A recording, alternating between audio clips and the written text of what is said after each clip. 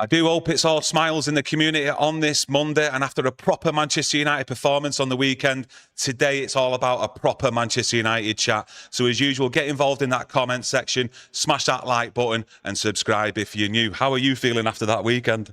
How am I feeling? I've just had the best 2 nights sleep I feel as though I've had in 50 years. The pressure, the performance, everything, having Carrick in there, it just went. Listen, I hate painting.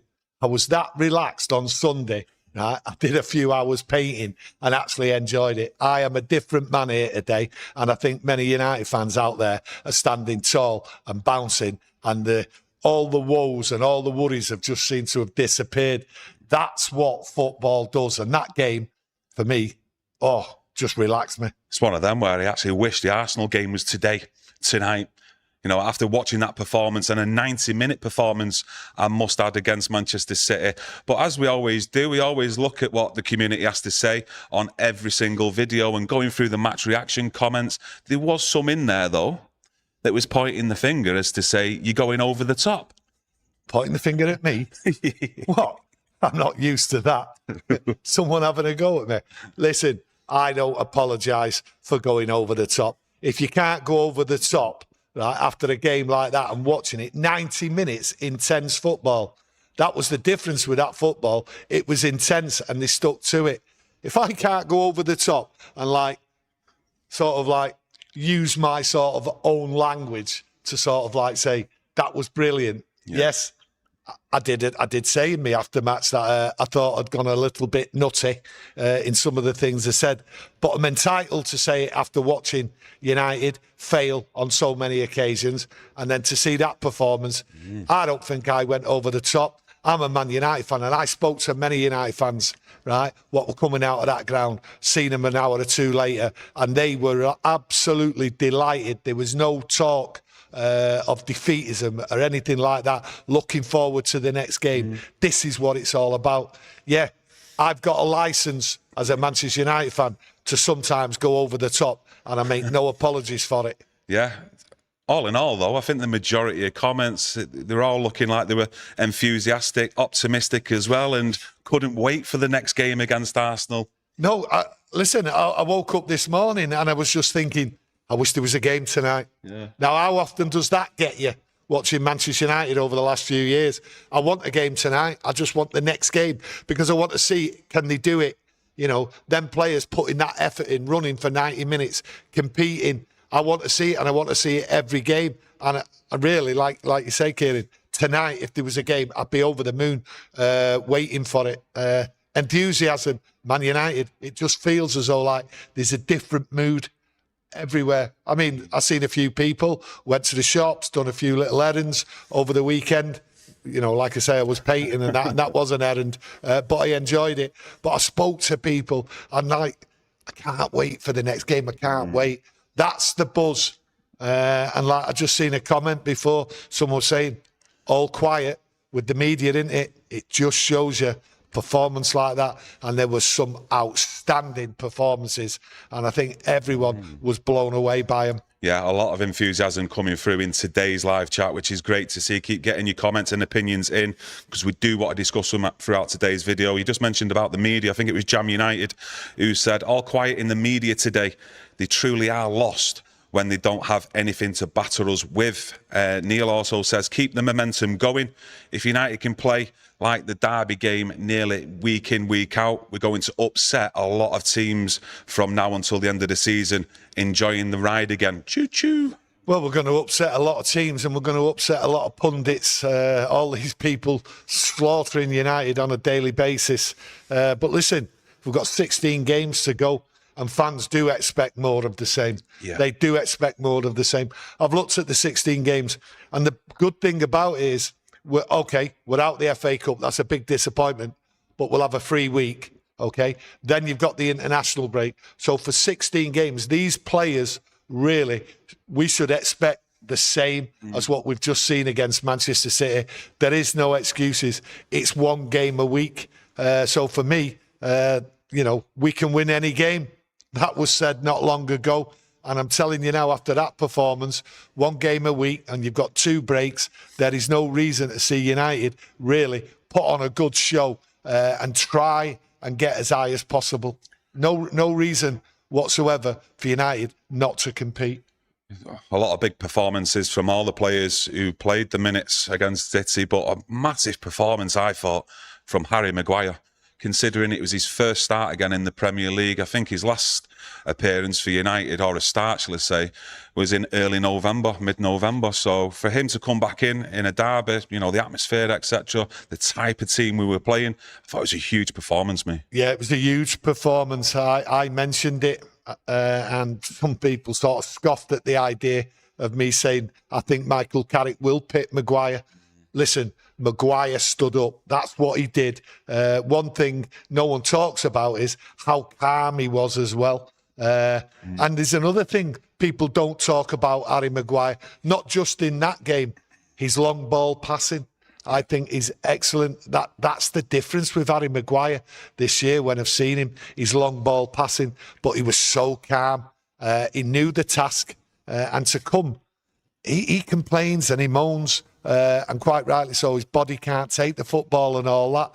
And for him to come back into that side and put that performance just shows you how he stood up to it. Yeah. And we have sort of gone on about Harry Maguire, about his professionalism, how he's changed and everything else like that. Harry Maguire was the butt of jokes for everybody because there was some really poor performances by Harry Maguire. There's no getting away from it. But he's turned it round, and to turn it round, and that was his first full game for a long time. Really well done, Harry Maguire. Standing up to it, standing up to the pressure. Can't really praise him enough. Yeah. Monster performance, and from Martinez as well. Both of them kept Erling Haaland quiet, who we pinpointed in our preview, along with Phil Foden. You keep them 2 players quiet, you've got a great chance of winning the game. But Kobbie Mainoo was restored to the Manchester United team in Carrick's setup. Anyway, it looks like he won't be competing with Bruno Fernandes, and it was a great performance by Mainoo as well in that centre. I think it was a great performance by Mainoo. I didn't mention Mainoo. I didn't go on about him. There was quite a few players I didn't go on about because there's only so much I can say in my aftermatch. But Mainoo, to come back in, very effective, did the work, sharp. He did the simple things. He moved about the pitch. But there's one thing I did notice after the first goal with Mainoo. When he was walking back, Casemiro stood with him, talking to him. And he was stood tall, Mainoo, and he was listening to Casemiro, the old wise head. And, you know, I looked round at the time with the crowd and everything, and Mainoo's looking round, smile on his face, and it was as if to say, hey, Mainoo, you won't get this anywhere else. And sort of Casemiro was like geeing him up as if to say, this is what it's all about. And now he had the crowd going mad. United beating City, Mainoo being talked to by the wise old head Casemiro. It was as if to say, hey, get your head down, son, work hard, and you're in this team. And to be honest, Bruno moving up, we've always said the number 10 position is for him. That's where you get it. And Mainoo has been excluded because of the position Bruno's been in. But Mainoo, for me, I thought played well. I mean, a huge ovation for Casemiro when he left the pitch, and I'm finding it hard to remember an ovation like that for any other United player in recent time, to be quite honest with you, because the whole stadium and everyone at home as well seen the effort and the actual quality he put into that game, Casemiro. Listen, when that ovation went up, I was so proud. Yeah. I was so proud of the crowd because they recognised what had gone on that pitch, and they'd also recognised how Casemiro, in a full, intense game, was on it. People didn't expect that, but I'll tell you what, you don't get that crowd ovation just by doing a few tappy things here and there. You earn that ovation, and it has been a long time coming for a player to receive that ovation. It was absolutely like tingling ears, because you just recognise, everyone recognised, from a child to the old geezer, everyone recognised what a performance that was. So for me, he earned it and he deserved it. Yeah, just going into the chat. Barry, thanks for your super chat, my mate. It Cheers, says, pal. Roy Keane and Nicky Butt went too far in their comments pre-game. I've got to be honest, on the day of the game, I've not really seen or heard any comments from any ex-United players. I've got to be honest with you. If you're referring to Roy Keane with the overlap comments, though, about Michael Carrick, etc., I did obviously listen to them comments. I thought it was way too far, though, with the comment about Carrick's misses, though, my mate. I've got to be honest there. Yeah, lots of comments by ex-players, and we've talked about it on here. People are getting sick of it, even in commentary. The comments what come out, people are absolutely disgusted at times with certain things what I said. With Roy, you know what you get with Roy. You've got Scholes, you've got Nicky Butt, you've got Gary Neville, you've got lots more ex-players, you've got Michael, you've got them all there, okay? And sometimes it does get a little bit heavy and it gets wearisome. But I think if these players keep performing like this, there's a lot of pundits and ex-players what are just going to have to shut their mouth and they're going to have to like eat humble pie at the end of the day. That's what you want to see. Listen, the players on the pitch will turn that round and then we'll all see really these ex-players, pundits and everyone change their mind, and it'd be great to see. Paul Bailey says Dorgu was brilliant. I mean, Dorgu, the last few games, ever since really the Aston Villa game away, I thought it's looked really good, though, on that left-hand side, especially in the attacking areas as well. Listen, Dorgu's put a couple of good games in, then he's not been so good, maybe because of the tactical setup and that. But look, when he scored that second goal there, look where he was. That's what you want. Yeah. You want the player flying in, and we don't often see that. He works hard all over the pitch. Excellent performance. I don't think there's anyone who got less than 9 out of 10. For their performance against Manchester City. Listen, that performance, some people say, oh, it was a crap City side and all that. Listen, I said before the game, if it's 0-0 after so long, the pressure's on City. What do? They will have to like abandon certain things, certain principles in their game. They had to win, so they will like come forward. Well, listen, Michael Carrick knew that. Just fight, hold them, try and get a goal and that. And there was plenty of opportunities in that first half for United. I thought they blew it. I thought, listen, you know, sometimes you don't get what you deserve. And I thought, come out the second half, you know, City might have learnt a lesson. But United stood up to it and carried on and improved. So for me, City, when it was 0-0, I was looking round. I didn't celebrate like a lunatic when we scored the first goal, because my instant first reaction was, right, what are United going to do? How are they going to set up now? Are they going to change the mindset? Are they going to like defend, sort of fall back? Are we going to stop attacking and that? And that was my first worry. But I'll tell you what, they didn't worry at all. They took it to City for 90 minutes. And City, once that goal went in, they didn't have a plan B. It was desperate stakes for them. I think after 20, 25 minutes of that first half, I think City realised we can only play one way, and that's to keep going forward. And United had the measure of him. They had the measure of him, and that's down to the way they set up, down to the intensity, and what Michael Carrick instilled in him before the game. Yeah, a top defensive performance as well, I thought, by the whole team, in how compact they were. And when City did have the ball, and especially in the back four, when they went narrow as well to squeeze any space City could maybe try and find, and they was just blocking it time and time after again, whether that was from the midfielders or the centre-backs as well. And you seen with that second goal from Mbeumo, you know, the way United broke, I mean, that's just proper United, in it. Yeah. The way they actually broke at speed, you know, just 2 or 3 touches, passes. Well, it's there you go. It's what City had to do, keep going forward. They had to keep throwing men at it.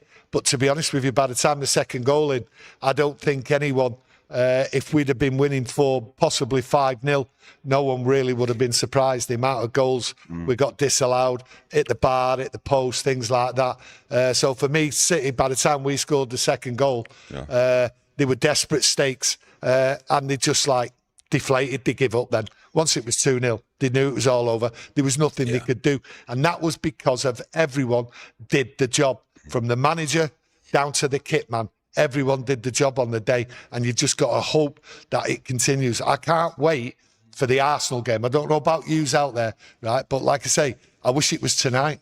I just cannot wait to take it to Arsenal, because they are under pressure like City are. They should have been way ahead, Arsenal. So what did they do now? They drew on a poor game over the weekend, and they're going to face United. So they've seen how United took it to City. I think they'll be worried. 3 goals, was it? Oh, in total, that was ruled out for offside as well, marginal.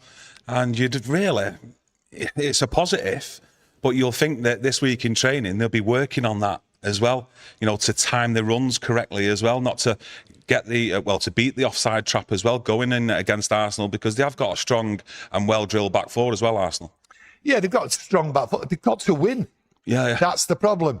I spoke about Arsenal the other week. I said they look really, really on it when they're going forward in that. But when the nerves set in, and the nerves have set in, right, they sort of play a slow, passive game. And they look terrible. They absolutely look terrible. It's like they're frightened to death to get over the line to win the league. Listen, they're the best side in the league. That's why they're top of the league. But they've got worries, and they're unsure what to do, whether to go 100% out for it. And they will not do that against United. They will try and get the goal and then pass it around.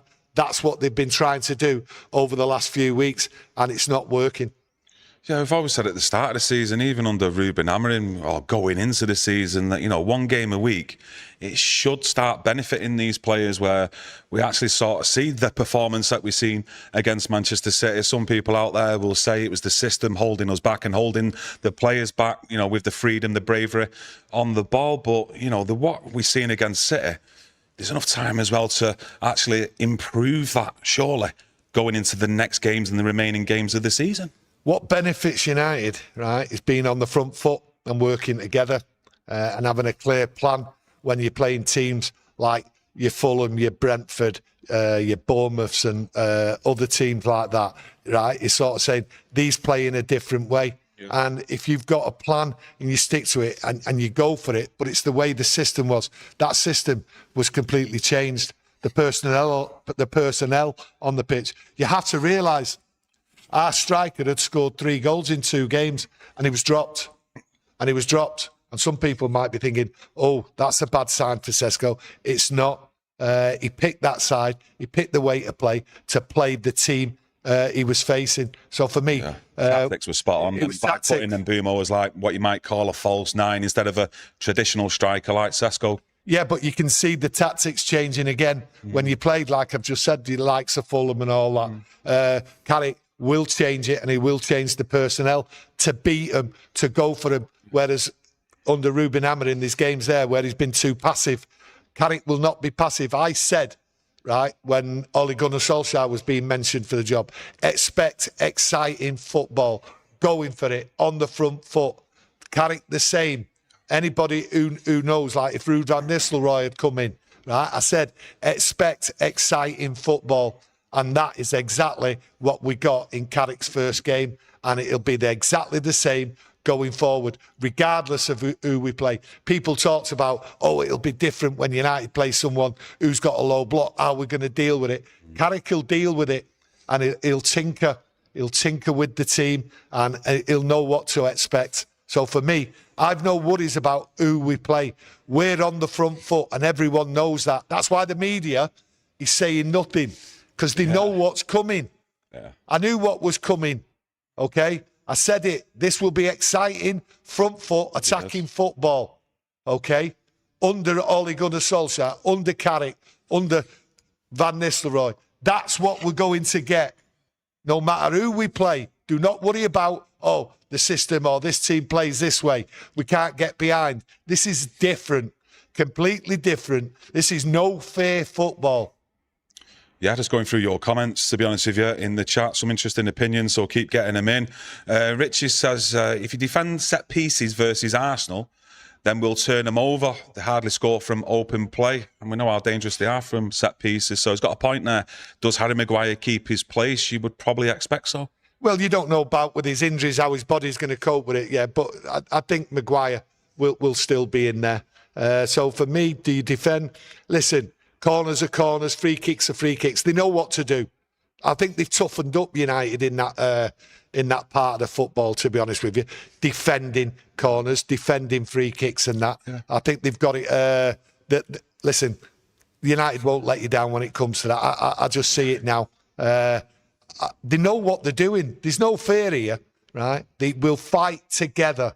You've seen it. You've seen how they talk to each other, egg them on. And the same will be when Arsenal use their main threat. And their main threat, as all year, everyone's seen it, right? It's from the throw-ins, from the corners and the free kicks. They try and get that goal.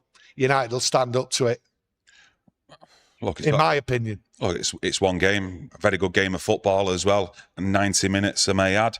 But out of the players that you've seen get minutes over the weekend, do you think the one player is who's going to benefit from the way Carrick sets up and wants to play football? There's not one player. Can't pick on one player. They all benefited. They all shown you how much they benefited from it. I mean, you look at Casemiro, we spoke about him before, getting the ovation and that, right? A few weeks ago and that, we was turning around, and I've said for a long time, listen, he ain't going to last the season, okay? Well, on that performance there, you got to say to him, he looked like a teenager. He looked like a teenager. They all benefited because everything's changed. Yeah. Mainoo has benefited because the position for Bruno, right, is his correct position as a 10. And Mainoo was the man he slotted in. Casemiro's also benefited as well because of the way Carrick was setting up defensively as well, making sure they were compact as well without the ball, which obviously then does benefit Casemiro instead of leaving huge spaces around him in that midfield area where we've seen Bruno Fernandes alongside him, and he's always got that forward-thinking Bruno, hasn't he? And all the play does go through him, so it does benefit Casemiro like that. Yeah, that's one player, but what Casemiro, he didn't have to worry what was behind him. When the ball went past him, he knew there was someone there to jump in his place, right? So that was Casemiro's benefit. Then you look at Marta, you can look at every player. Every player didn't have to worry about who was to the left, who was behind. Everyone was backing each other up. Even on the wing there, Delo, you look at Ahmad, he was backing him up. Yeah. Delo was backing Ahmad up. Every player fought for every other player. So if anyone sort of got out of position, there was someone there to jump in. There's not one player you could say, right, benefited the most, okay? Mainoo benefited by pushing Bruno in the 10 position. That's fine. But every player benefited because the way they backed each other up, they all had a plan. They all trusted each other. When have we been able to say 11 players on that pitch have trusted each other? But there's one outstanding thing, what absolutely changed from what we've seen over the last 4 or 5 months. The substitutes all made an impression, all changed the game, okay? They were involved in the game from the very second they got on the pitch. How many times have we been able to say that this year about when a substitute comes on? I've always said, most of the time when these substitutes get introduced, they look lost. They don't look up to the speed of the game, and they don't contribute to the game. But the substitutes come on. So they come on knowing exactly what they had to do. They were involved in the game from the first second they come on. It was absolutely spot on. Now, will this continue? I believe so, because I've always said it, right? This is the type of football you're going to see till the end of the season, regardless. Yeah, we'll win some games, we'll draw some, but hopefully don't lose too many. No, that's right. As long as we get performances like that, where they're giving everything into the game and we're seeing the quality. I mean, there was a lot of moments in that game, especially in midfield, where you were seeing patterns of play between the players in the central areas, as though that's been worked on in training. And I mean, he's only had 3 days, Carrick. I mean, before one player got the ball, you just looked at him as to say they knew where they was going to put it because they knew where the man was going to be.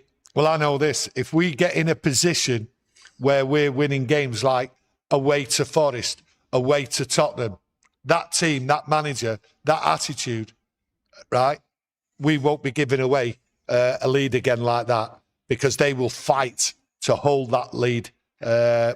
Massive disappointment for me, Forest and Tottenham away. This team, the way it's set up, the spirit and everything what going forward will not allow that to happen. It will not happen. A lot of he's getting involved as well. Your opinions on the game on the weekend. I want to know your thoughts going into the Arsenal game, though, on Sunday. What's your thoughts on that?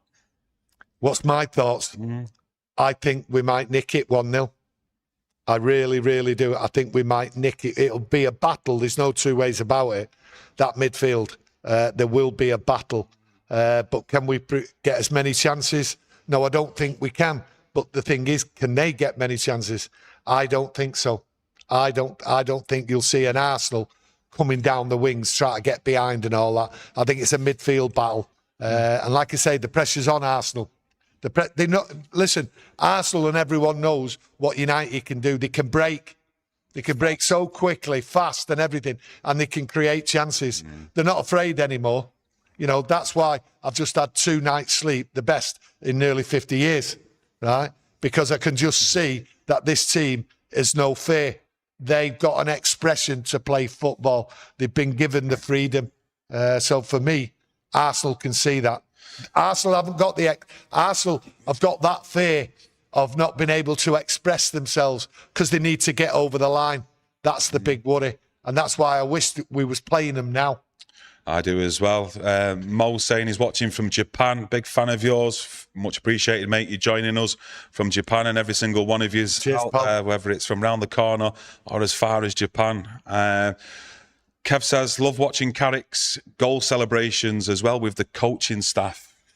Yeah, he was definitely up there jumping up and down, wasn't he? And like you say, with the coaching staff as well, with Woodgate and others. Well, you know, if there's one thing about Carrick, he can get involved in celebrating. You know, he's been in the crowd, standing up, cheering United on and all, leading celebrations and all that. You know, so he knows what it's all about. And listen, if you can't celebrate when goals go in against City with a crowd like that, that crowd was phenomenal. The atmosphere was phenomenal. Yeah, the release from every fan, the depression, the anger and everything, it all came out. And once the game was over, my God, that crowd turned its attention to that City team. Them players walking off, they give them absolutely everything, which is great to see. Yeah, beliefs restored, especially with us at the moment, that we're going to be expecting to see some really good attacking play from now until the end of the season. Want to know your opinions on it all, what your emotions are like right now.